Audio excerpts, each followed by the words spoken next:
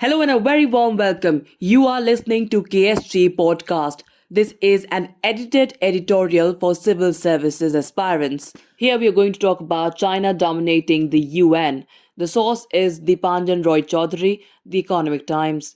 China has started dominating the United Nations systems by controlling various UN bodies, and to balance it, India must aim to be a proactive rule maker and not a defensive rule taker it has been so far, a top foreign policy think tank has said. China heads 4 of the 15 principal agencies of the UN and has its deputies in 9 other agencies, Mumbai-based Gateway House Indian Council on Global Relations said in a report. Plus, there is a network of Chinese nationals at the lower rungs of the UN system as career professionals or diplomats. It alleged that China is using all this plus its financial muscle and influential people acting as its proxies, such as the World Health Organization Director General Tedros Adhanom Ghebreyesus, to influence UN agencies. Other major powers too try to do the same through non-governmental organizations or NGOs and official development agencies, said the report. What is new is China's increasing role in the multilateral structure and the simultaneously reduced position of other countries, it said. To counter this, India must embed itself in the multilateral system, Gateway House said. One way is to set up and lead its own multilaterals, as it has already done with the International Solar Alliance and Coalition for Disaster Resilient Infrastructure, the think tank said. India can also increase its voluntary contributions to agencies, funds, and bodies where it believes it can play a more conducive role.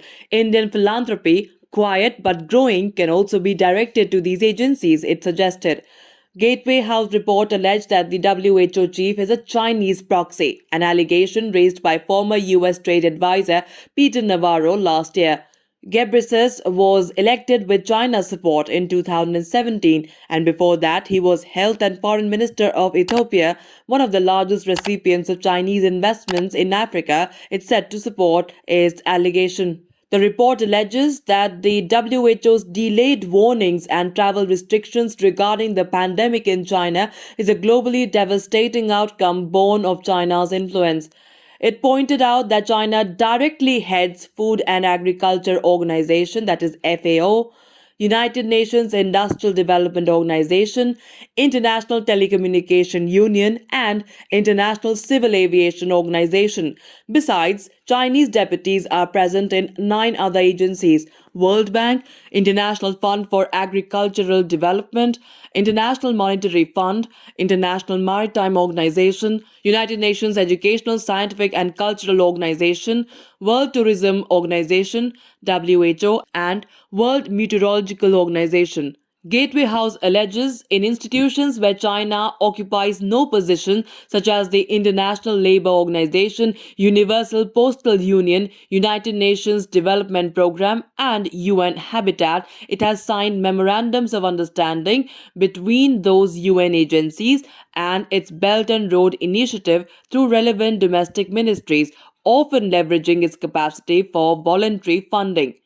Thus, in effect, China's foreign policy agenda gets endorsed and co-promoted by the UN. Several agencies such as ITU have Chinese representatives serving 2 terms, it said.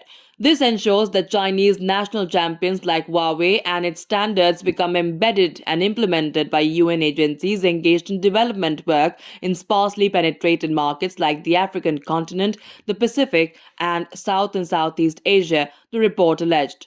That's all we could pack in this podcast. Stay tuned for more such podcasts. You can also get a PDF of this podcast on ksgindia.com. To join KSG India courses and to crack the IAS exam, visit ksgindia.com. Thanks for watching.